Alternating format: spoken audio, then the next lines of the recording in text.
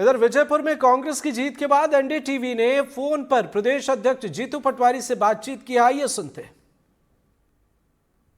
जीतू पटवारी जो कि प्रदेश अध्यक्ष कांग्रेस से सीधा उनका रुख करते हैं। सर देखिए, विजयपुर सीट की बात की जाए जो कि आप लोगों का किला कहा जाता था और किला बचाने में आपकी पार्टी कामयाब हुई है, क्या कुछ कहेंगे? नहीं, सवाल ये है कि भारतीय जनता पार्टी ने लगभग 50 करोड़ रुपया खर्च किया। उसके बाद प्रशासन में कलेक्टर और एसपी दोनों बीजेपी के सबसे बड़े चुनाव संचालक थे। चुनाव आयोग ने भी हमारी सारी जितनी हमने शिकायतें की, एक नहीं सुनी। चुनाव आयोग नतमस्तक था बीजेपी के सामने।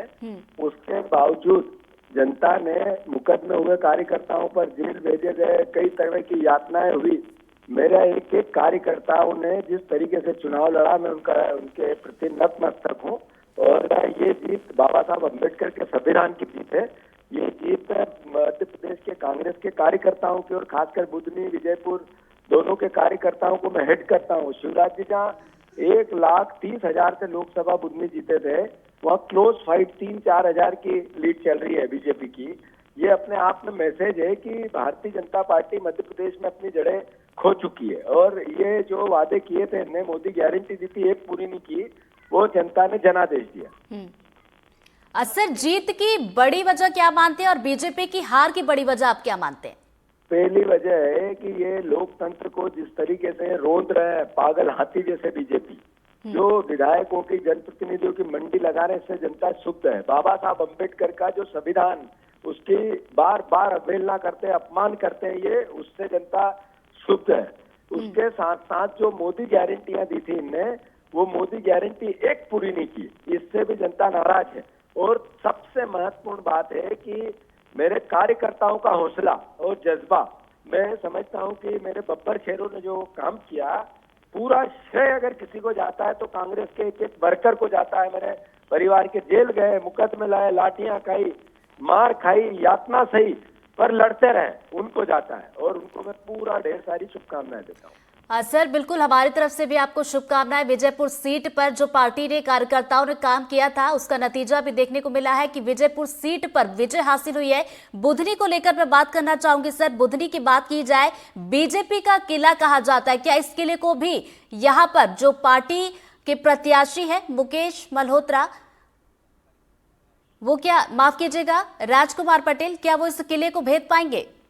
ऐसा है कि राजकुमार पटेल जी हमारे प्रत्याशी हैं, पर यहाँ पर ये सीट कांग्रेस की थी। ये मुख्यमंत्री चुनाव लड़ते थे, वो भी चुनाव लूटते थे। शिवराज खुद पूरे प्रशासन को लेके चुनाव को लूटते थे। 50% बूथों पर कैंडिडेट, हमारे कैंडिडेट के पोलिंग एजेंट नहीं भेज पाते थे। इस बार हमने दृढ़ संकल्प किया कि युद्ध जैसा लड़ेंगे। 1,30,000 की लीड थी पिछले चुनाव में, उसको पाटते हुए हम 3,000-4,000 से पीछे चल रहे हैं। मतलब अद्भुत, अकल्पनीय जीत। कितनी भी हार जीत हो, पर हमारे बब्बर शेरों ने जो किला लड़ाया, मैं साधुवाद देता हूँ, नतमस्तक हूँ उनके सामने।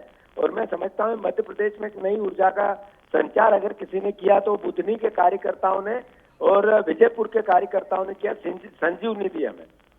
यानी कि सर, बुधनी में भी जीत को लेकर आप पूरी तरीके से आश्वस्त हैं कि कार्यकर्ताओं ने जमीनी स्तर पर जिस तरीके से काम किया है, यानी कि बुधनी में भी आप बीजेपी के गढ़ को भेदने वाले हैं?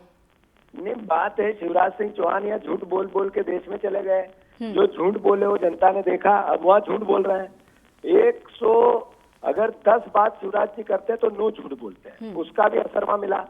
फिर शिवराज सिंह चौहान ने जो वादे किए, गेहूं के दाम का, सोयाबीन के दाम का, जो धान के दाम का, बहनों के 3,000 देने की बात, एक पूरी नहीं की। और झूठ, पाखंड और भ्रमजाल, तो उसका जवाब है जनता का।